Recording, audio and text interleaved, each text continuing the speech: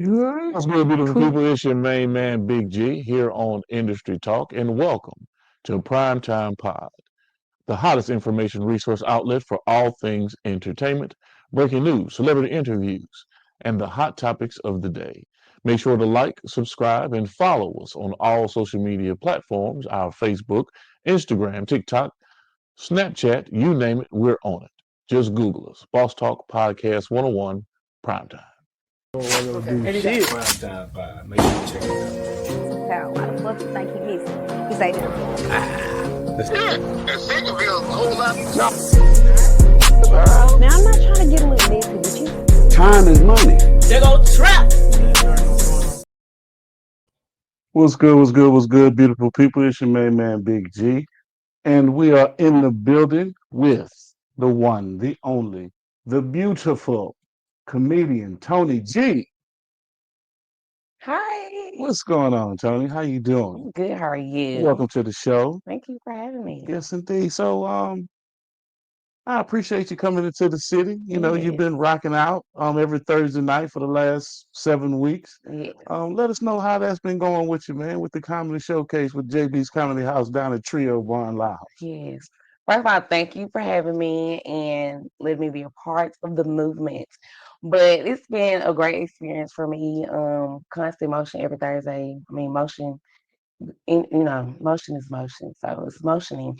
Um, but it's been very good for me. I'm learning myself as a comedian. I'm just learning more about myself and how to conduct myself, and furthermore, so I'm enjoying it, learning a lot, and having fun. So are you honing in or perfecting your craft? Let's start there. Let's get into that because if you're doing something repeatedly on a consistent basis, that means that you're coming with new material. That means you're enhancing your product, you're fine-tuning yourself. So where are you in that stage of your game mentally since you're doing this on a week-to-week basis? So doing this on a week-to-week basis, like every Thursday, I had to change up and have to come up with new material. Writing, I try to write like 3 times a week now. My schedule has changed since I've been doing it every Thursday. Trying to lock in. Well, I am locked in, but I try to write like 3 times out the week or whatever, just because I don't want to be repetitive with my jokes or what I'm talking about. So I want to keep the people on their toes, keep them guessing, and just keep them wondering what you gonna talk about tonight. Yeah, because it's something new every Thursday. Period. Okay, well, let's get into this because you know we jumped into it kind of quick. Let's find out a little bit about Tony G. Where you from? I am from Starville, Mississippi, Big 662 GTA area. Period. Okay, and you grew up Starkville all your life? Yes, born and raised. And where'd you go to high school? I went to Starville High School. Okay. Period. All right. And were you a productive student? Were you like in the middle, average? What was your standings in high I school? was smart, but I was bad as hell. Cannot lie. My mama told me I can't be bad and a dummy, so I had to, level it out. So I was very smart, but I did stay in trouble, but not that much trouble because I was in sports and stuff as well. But I probably was like, I just talked a lot in school, but I was a socialite, I guess you could say. Okay. And so, what year did you graduate high school? When did you come out of high school? I graduated in 2017. I'm a granny. Okay, 2017. And so, give your parents a shout out because obviously they produced something awesome and phenomenal. Um, Shout out to Big Willie Earl doing his big one. He coached at Starville High too, y'all. But shout out to Willie Earl, my daddy, big period. And shout out to Sharon G, the little short lady holding it down. She 4'10", but she got them things. You feel me? Willie Earl. Didn't Willie Earl play in the NFL? That He name sounds familiar. did. My daddy did play the NFL. Period. Okay, talk to us about that. He played in the USFL. He played for the Tampa Bay Bandits, and then he played for Minnesota Vikings for like 3 years. Okay, awesome. Yes. So how was that experience growing up as a kid? Or you wasn't around? No, I wasn't here when he was playing ball. Oh, okay. I wasn't thought of then. Gotcha. It's after the fact. But that's still a great history. That's Yeah. where you get your athleticism from, or is it from your mom? I got a little really early in me. You can't lie, I do. I had a lot of potential to be great. I actually cheered at college, so yeah. But I was a little athletic. I'm short, but I was fast. Okay, Yeah, hold up. You went to college. I Where'd you go to did. school? I went to Alcorn State University, the one and only HBCU, period. I graduated in 2023. Don't judge me, I was down there 6 years, but I got up out there. But yeah, I graduated from Alcorn. Okay, graduated from Alcorn Yeah. State University. And how was that experience? Talk to me. It was a time. A time was had. A time was had. Hmm. I can say that. I was down there 6 years, so a time was And what was did had. you get your degree in after 6 years? My degree is in sports management. Wait, hold up. Sports what? Sports management. PE? Yes. Yes, like educational, like the Uh-huh. umbrella is education, like the umbrella is education, but That's what I say, physical education, PE. yeah, but I'm not cracking jokes. I mean, yeah, but like it's sports management. Okay. Yeah, But you're not in sports management. You're a comedian. right.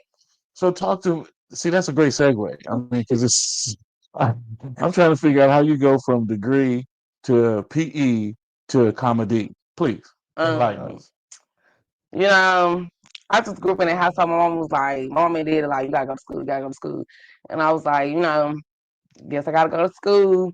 And I really do love kids. I love sports. In high school, I played softball, track, powerlifting, and cheer. And I was in a band for like a year. But I was very athletic. So, and I just love kids. I don't have kids. I have a godson. Shout out to Bryson. But I have a godson and I have three nieces. So, and I just love kids. I was always a babysitter. And at my church, I was the youth president at one point. Like, so I just really love kids. And teaching was a route in sports. So, how we got the comedy, I mean, I'm just funny, and I didn't know I was that funny until the pandemic. When I started posting videos on TikTok, went viral. Check out my TikTok, GASP_TONI. But my TikTok like blew up during the pandemic. I got like 66,000 followers on there. My first viral video, I think like 2 mil, but my highest view video was like 7 mil. So yeah, TikTok. That's how we got here. Okay, so are you do you because this is a controversial topic, and I have to ask the question All right.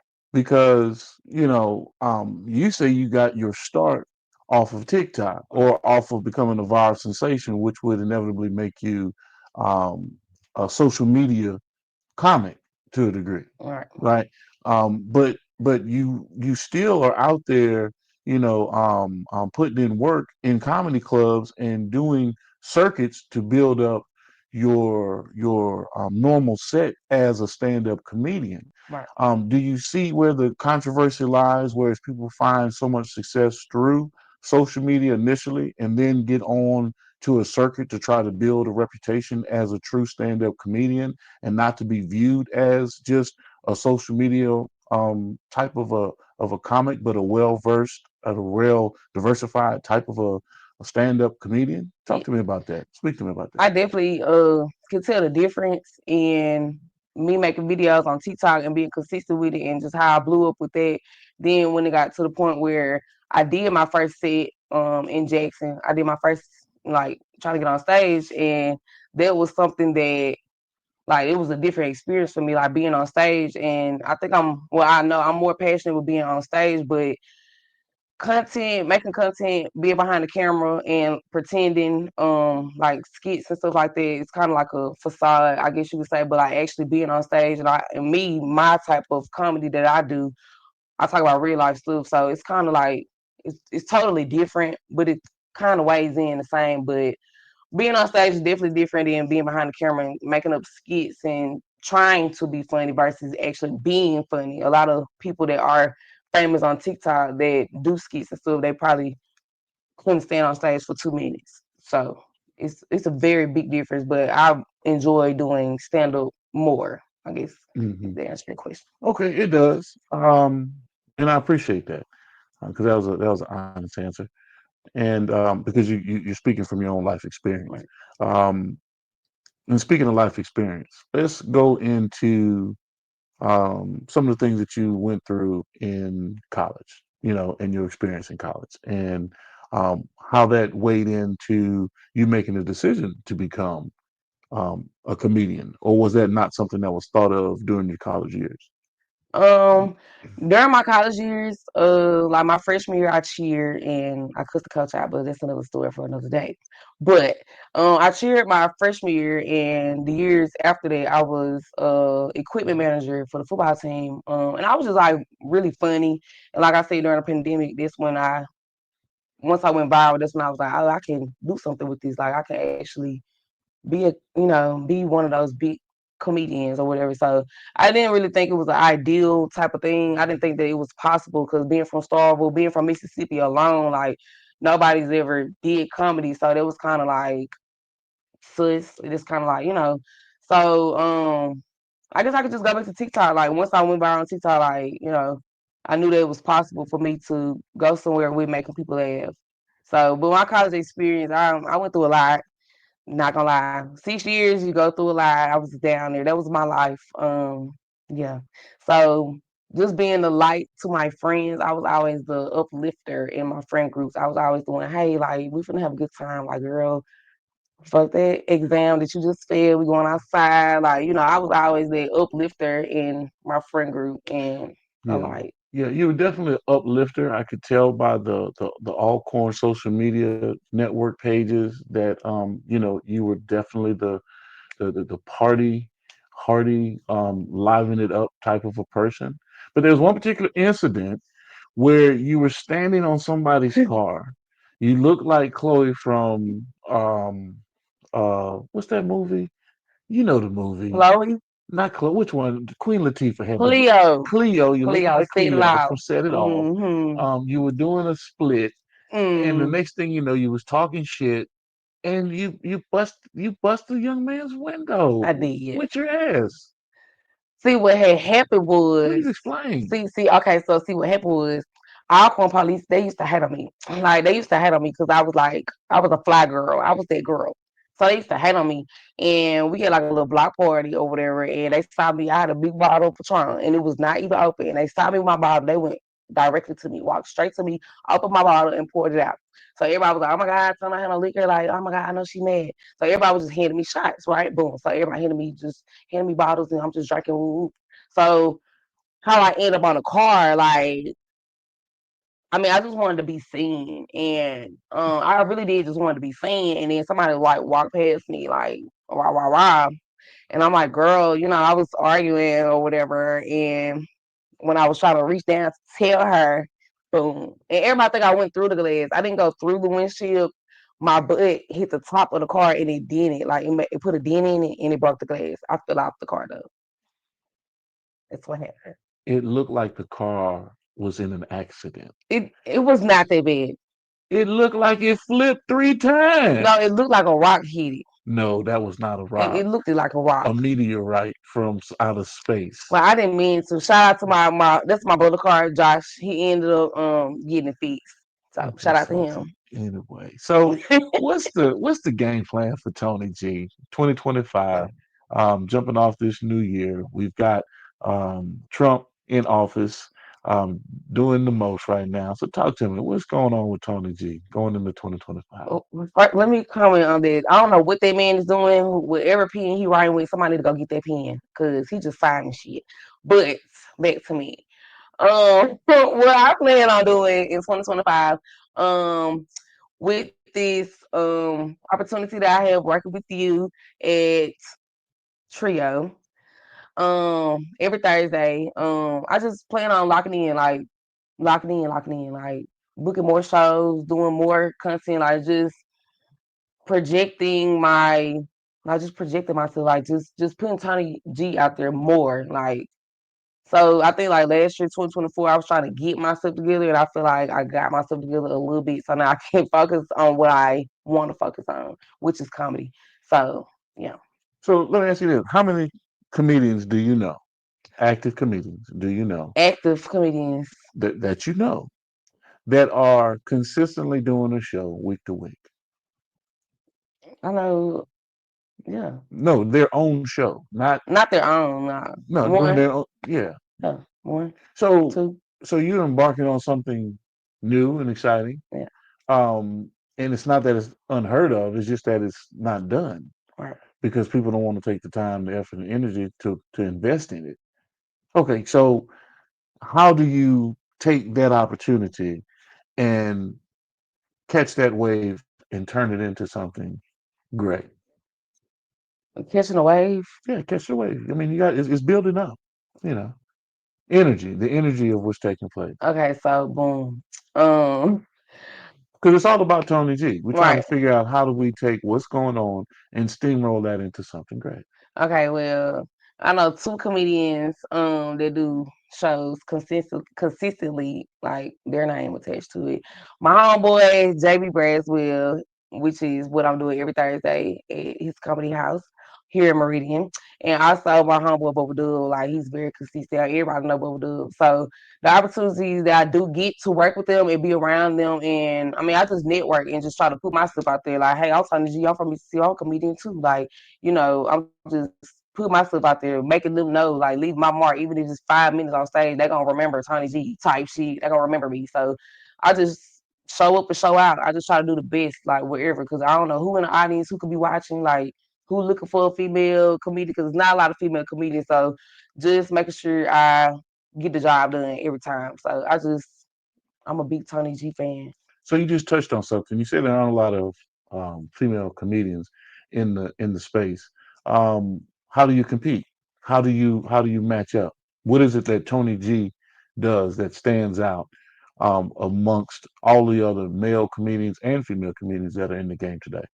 Well, I feel like with me, I'm very like I don't give a fuckish. Like I get up and talk about anything. Like not saying other people don't, but I feel like I'm just raw. Like I write, but most of the time I get on stage, I just vibe with the crowd, try to see where who in the crowd, who out there, like and just go out there. Like I'm off the dome, off the top, but I'm not scared to talk about how I feel, what I'm going through, like whatever. Like I'm a big for the girls, for the women. So I talk about a lot of stuff that people not don't want to talk about, scared to talk about. Like I just don't care. Like I talk about it, and you're gonna laugh. You're probably Mhm, gonna feel some type of way, but you're gonna laugh. So mhm. Okay, so let's go back a little bit. I'm gonna rewind a little bit because it gives me. I just need you to clarify some stuff, and a lot of people may be asking the question because you said you were a power lifter. That might give to Claus and to reason why you're so thick around your neck and your shoulders. not too much. So, so how was that experience as a power lifter? And what's the crazy part? The crazy thing is my daddy was the coach. Right. Like that to So you. you had to get. Yeah, I had to. I wasn't the best at bench pressing, but squat. One nobody mess with me on the squat. Can't lie. They won't. Don't ask me my weight. 'Cause I don't know. My daddy keep up with it. But nobody was messing with me when it came to them squats. No cap. But I mean, it was a great experience. I mean, I actually was supposed to go to state in powerlifting, but Jacquees came to start off. It was a concert. My daddy was mad. I was like, Dad, I'm gonna go see Jacquees. I'm not gonna go lift no weights in front of my people. Mm-mm. So yeah, I was really good in powerlifting. So yeah, don't try me after the show, girl. Okay. So how about this? You ever thought about doing a Tony G workout tape and inspire folks in that type of a way? I mean, since you're already an athletic type of an individual, Right. the get your ass in shape tour type stuff, something the way you can motivate. You say you for women empowerment, Hmm. so give them something to be motivated about. You know what I mean? Right. And watch Tony G go through her grueling experience of getting in shape. It was crazy. I was actually strolling on TikTok and like the little workout video where they be dancing and they be like the little thing. They dance, but they work out. I was actually thinking about that for real, for real. But I gotta get myself in shape first before I try to train somebody else. Or we're gonna be training together, which is cool too though. So I didn't say you was training people. I said you're going through your workout journey, and oh, they watch your hmm, journey.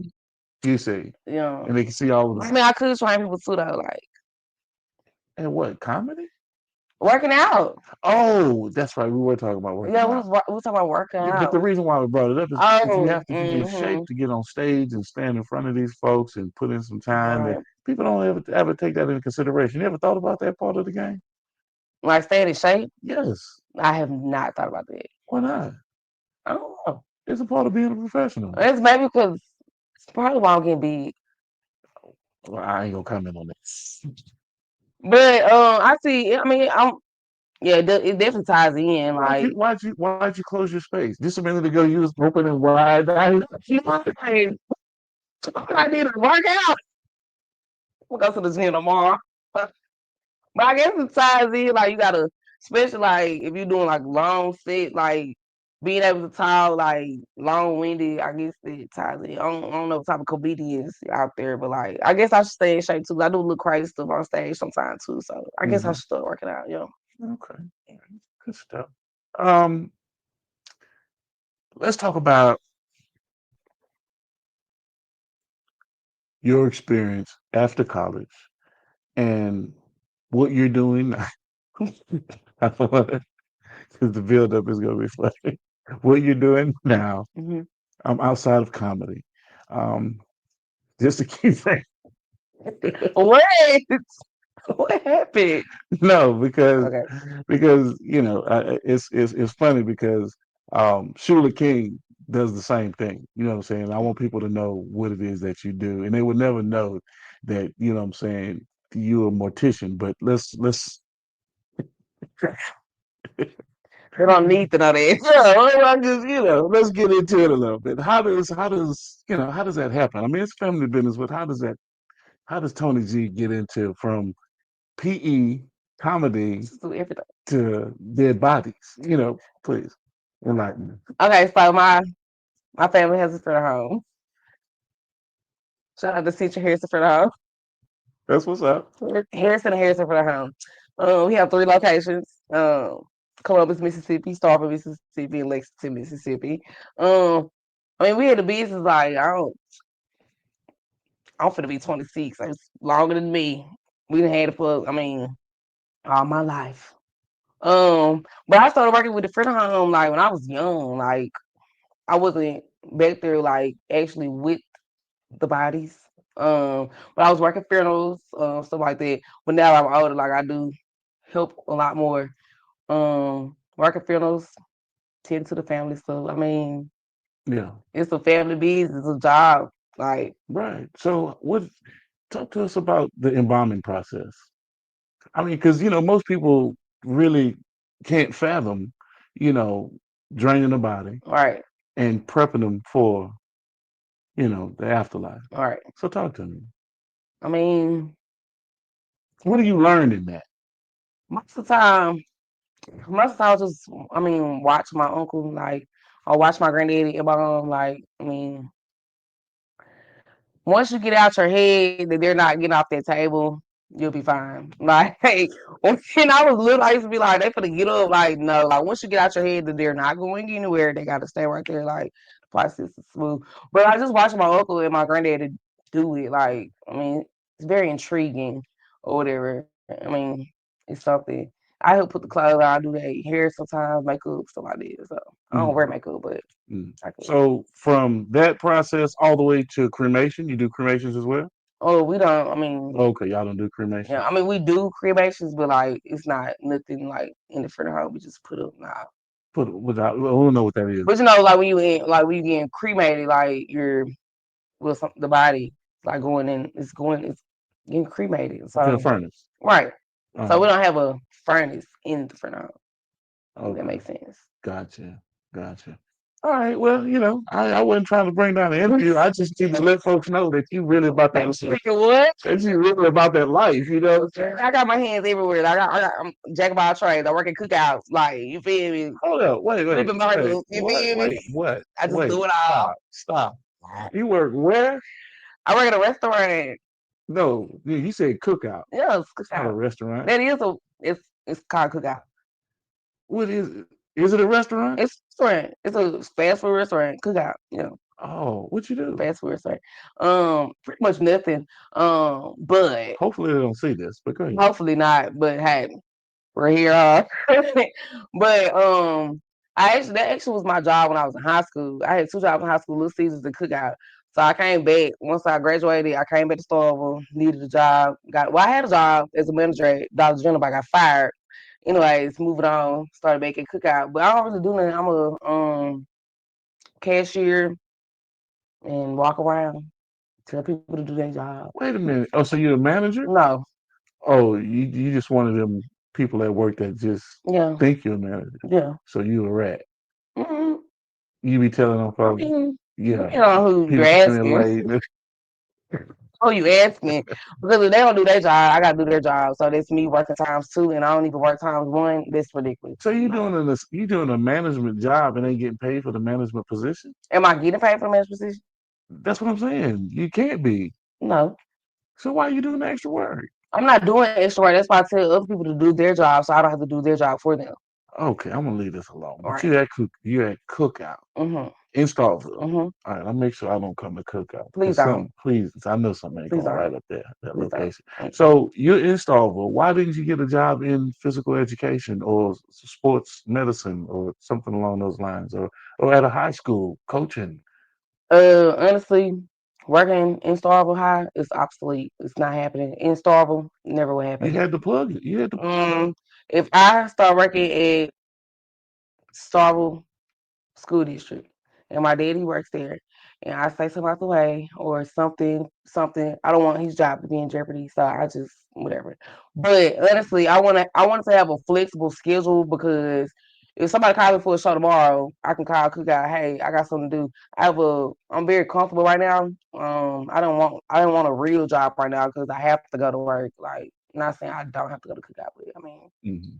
but I want to have a flexible job and a flexible schedule. Like, say, I never know. Somebody might call me tomorrow. Somebody might call me for Saturday. Like, if I have a real job working every day, I can't just call in like that. So I just want to, yeah. That's why I don't have a real job. Okay, so give me a motivational word. I need some inspiration from Tony G for young aspiring women looking to jump into the comedy lane. Some inspiring words for up and coming female comedians or just comedians, period. Because I mean, I'm for the people. I mean, I'm for women, but I'm also for everybody too. Like, especially if you want to do comedy, um, don't stop. Don't stop. Work on your craft. Watch interviews. Watch like how people like if you especially first starting out. When I first started out, like when I first got on stage, I didn't know what I was doing. Like I didn't know nothing about holding the mic. I didn't know how engaging with the crowd, talking to people. Like I didn't know none of this. So do your research. Like watch. Write. Be authentic. We're not copying and pasting jokes. So be authentic and just don't give up on yourself. Somebody gonna laugh eventually one day. But don't keep if you done went to 3, 4 shows and my lab, you need to pick a different occupation. I'm just being real. But just stay motivated. Like motivate yourself, right? Be consistent. Be consistent. Okay, so give me your top three comedians, male, female, dead or alive, that have inspired you over the time. Um, Number one, Cat Williams. Love him. Actually, when I was younger, my mama said that was my daddy, but I think she was trying to say I looked like him because I had a perm. But anyway, Cat Williams, number one, for sure, hands down. Lavelle Crawford, number two, love Lavelle Crawford. Love him. Three. Cause I just love those two. Carlos Miller. I love Carlos. Carlos Miller.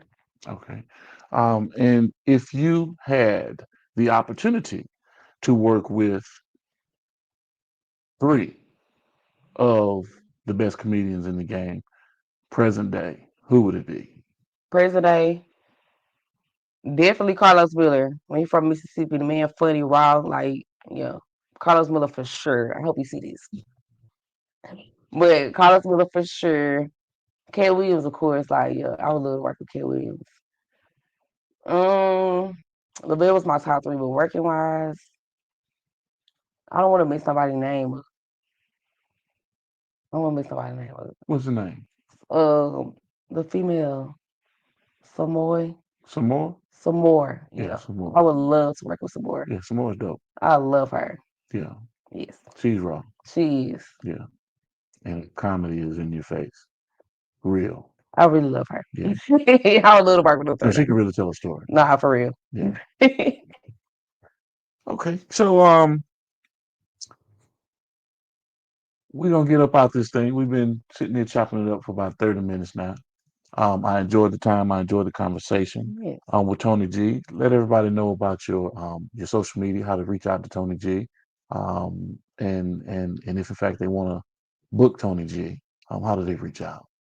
So y'all, of course, y'all know my name is Toni G. All social media platforms, Snapchat, Instagram, TikTok, everything is the same. GASP_TONI. That's gasp_TONI. All my social Facebook, Toni G. I mean, type in TONI, it'll pop up my last name. I'm not gonna say it on camera, but y'all clock that. I got my. I mean, if y'all you try to book me, man, click the link in my bio. I was just playing. Well, I do have an email address in my bio as of right now. Um, as of right now. So yeah, y'all can email me, inbox. Don't inbox me, email me. I guess for right now.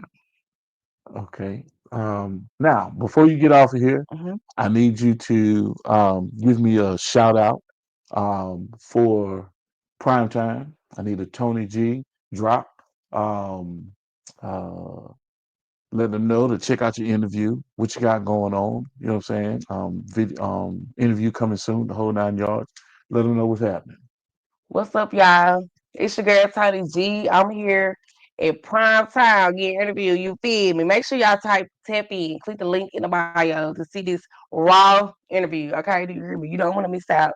And Toni G, I'm in Meridian every Thursday at Trio Lounge and Bar. Every Thursday in Meridian, Mississippi. But big shout out to Prime Time doing this big interview for me, period. So yeah, make sure y'all check out my content. Make sure y'all check out the work. And make sure y'all check out some more interviews at Prime Time. He got a lot of videos up. Go support. Go click the link. Subscribe, like, comment, do all that. Share. Love you. Period. Yes, indeed. We appreciate you, and you know, it's your main man, Big G, and it's about health, wealth, and wellness. Stay dangerous, my people. You've been locked into another great episode of Primetime Pod. Major salute to our guest. And remember, ain't no time like prime time. This is your main man, Big G, with Industry Talk. And remember to like, share, and subscribe to our network, Primetime Pod. And as always, beautiful people, it's about health, wealth, and wellness. Anytime. Prime time pie. Make sure you check it out. How? Why the fuck you think he missing? He say